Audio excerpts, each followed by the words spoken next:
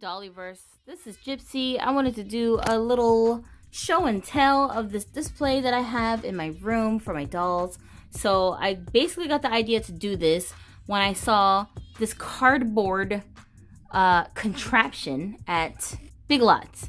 And sometimes I know that Walmart, Big Lots, these big box stores, they have temporary displays that they make with cardboard that is in their department long enough for them to put certain items on them, and then once they sell out of that item, they get rid of the cardboard. They'll just throw it away. They send it off to the recycling place, and they basically convert the cardboard into money that goes back into the company. A lot of times the people who run the department are very agitated with all of the cardboard that they have to bring to the back of the store and get rid of. If you ask them really nice, usually they'll let you take them home if they're like empty or about to be empty, so that they don't have to clean them up. So that's basically what I did. I went and I asked the manager to let me have this thing, and I put it on its side, but it's supposed to be like the other way, like it's supposed to be like this, I guess. He let me take it, and then I put it on its side because I wanted a display that was long enough for my dolls to stand next to each other side by side, like a long shelf kind of. I just wanted them to have a simple silhouette. I didn't want to have them posed in all these different positions. I just wanted them with their hands to their side, standing next to each other, kind of evenly spaced apart. I rigged up this cardboard with some lights, some Christmas tree lighting. It's just plain. And then I also have some LED lights on the top shelf, which glows at night, which is really cool. I just turned the light off so you can kind of get an idea. And the LED lights, I can actually change the color with an app on my phone. Then I can switch it to pretty much any color in the rainbow. But I do like the plain colors better because it's not as distracting. So I'm leaving it alone. These are some of my top tier A-list favorite dolls that I have on display at the moment. You know, I say this a few times on Instagram and on the channel, where I said that this doll reminds me a lot of a Integrity Toys doll called, I don't know if it's Nyasha or Nyasha. I don't know how they pronounce her name because I don't follow Integrity close enough. Another name for this character too, but it's the same sculpt. And I didn't realize it because I had never put them side by side. But now I realize that this doll that was given to me by Alfonso, one of our Dolly friends, she's an Integrity Toys doll head, and he sent me a bunch of heads along with her, and I happened to rebody them onto Barbie bodies, right? So I'm looking at this head, and then I realized, holy crap, this doll is the actual face sculpt that doll, Nyasha, has. And they go by multiple names with Integrity depending on what kind of character they're trying to create. So that's why sometimes it's difficult to recognize the dolls just by their head sculpt names. But it's the exact same face, and they just gave her like different hair color and a different face up and a little bit darker skin tone.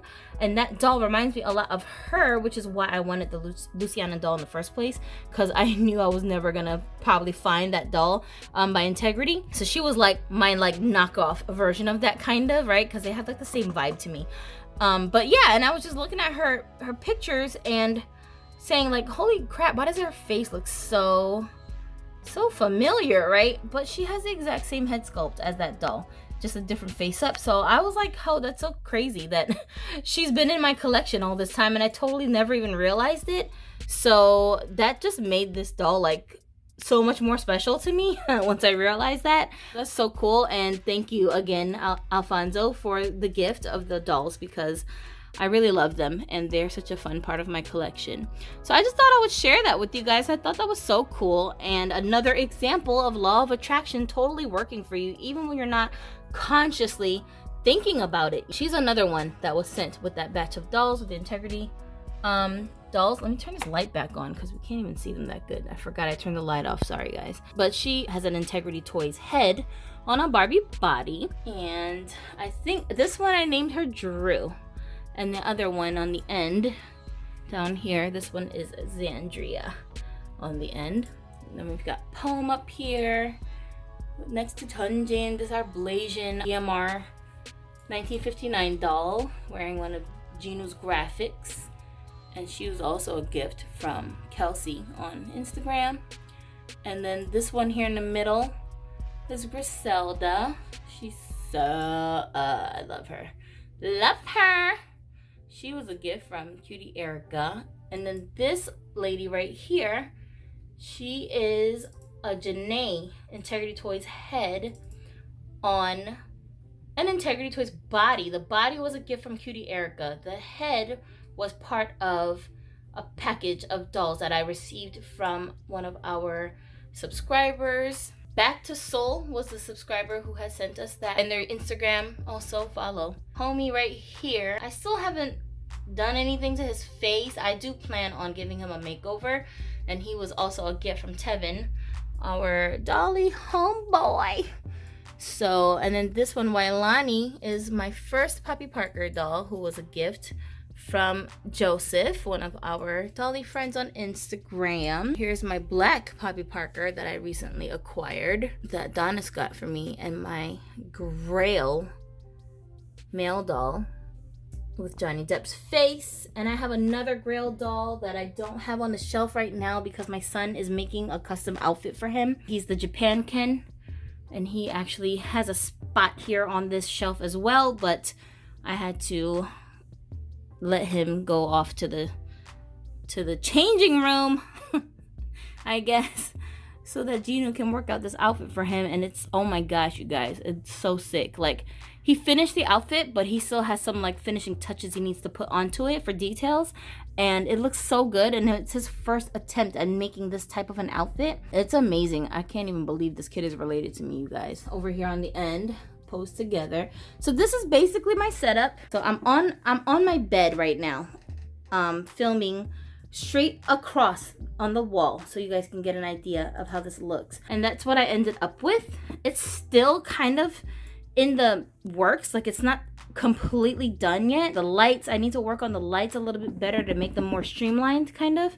But for now, I'm totally okay with this. Experimentally, I put it up in my bedroom because that's where I normally display my dolls the most, since I'm usually in my room. Like, now that I've done this, I kind of feel a little bit less nerve-wracked about trying this out for a different room. And I would totally put a setup like this in my living room if I got the opportunity to do it. I wouldn't put these dolls out there though, because I like looking at them. And here's just like a little mini setup that I have here with a floating shelf that I bought at Walmart, and just a couple of dolls standing in that same kind of pose that I was telling you guys about, with their hands to the side. They're hanging out on this wall together, and then I don't need a stand for them because they can kind of just lean against the wall. Definitely, I would say the stands are making a difference.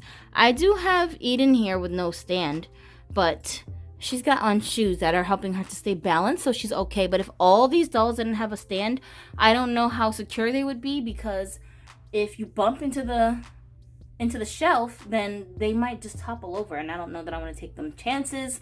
Not to mention, some of these dolls are wearing very, very sleek high heels that are like difficult for them to pose in without a stand.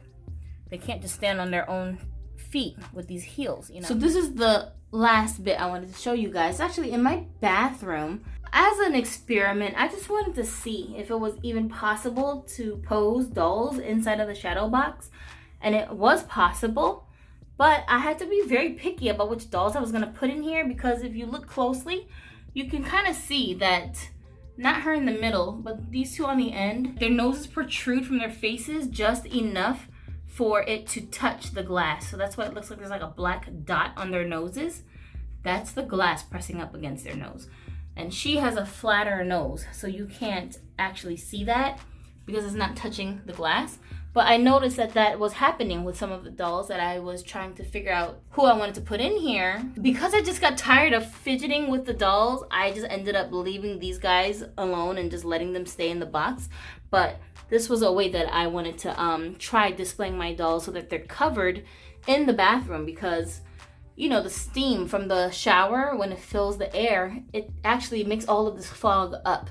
And I didn't want my dolls to be just like exposed to all the moisture, I guess, if that makes sense, just to have them displayed in the bathroom. Like, I wanted them to be kind of protected if they were going to be in here. I suppose you could ask, well, why don't you just leave them in the box? just display the dolls that you have still in the boxes.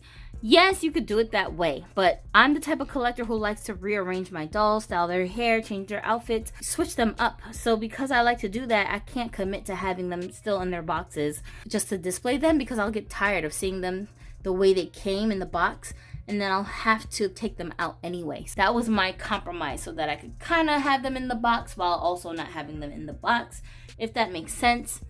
Yeah, but it's just an idea. I just want to show that to you guys in case you're trying to figure out ways that you can display your dolls in small spaces, how you could do that. And if you don't want to display them in the bathroom like I did, but if you just want to like put them in different parts of your house, maybe in your living room, in your kitchen. You know, I did have some dolls up in my kitchen, but the soot from the stove was starting to stain their vinyl, so I had to clean them all, the ones that I had in the kitchen, figure out a different way to arrange them.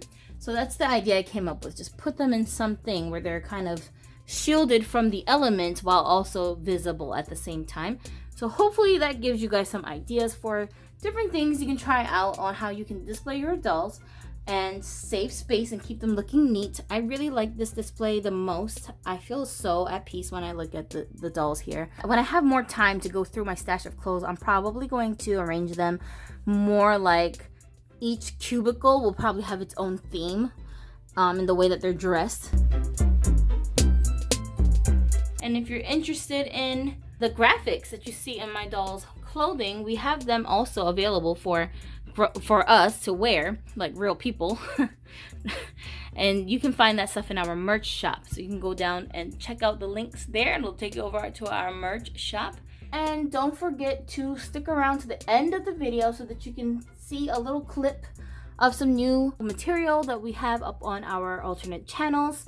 You can follow us on Anxiety Av as well as Honest Adonis. The vlogs on Anxiety Av are more to do with mental health and wellness, and the stuff that's over on Honest Adonis has more to do with relationships, dating, and Black community building issues. People are acting like what we're talking about is so controversial, but I don't think that it is. I think it's long overdue conversations that we need to be having in our community. People are very sensitive about being criticized about certain things, that they just resort to playing victim, I guess, when people bring up these conversations, because they don't want anybody to criticize them. I was right there along with those people at some point in my life, but it didn't help. It didn't help me to accomplish anything that I was trying to overcome. It made my life more difficult, running away from my problems. So this is why I like to talk about this stuff, just to open up these dialogues and get people thinking and talking and holding ourselves accountable. That's what made me decide to create the content. Adonis has that stuff up on his channel, and I'm also working on my own edit of that stuff to put up on my other alternate channel. If you guys want to join those conversations with us, just to compartmentalize, we could throw them all up here on this channel, but then it will get confusing because our audience is very kind of segregated depending on what interests you guys have. So if you are interested in that stuff, then just definitely go over there and check out the videos. You can lurk for a little while if you're not trying to commit yourself to a whole subscription.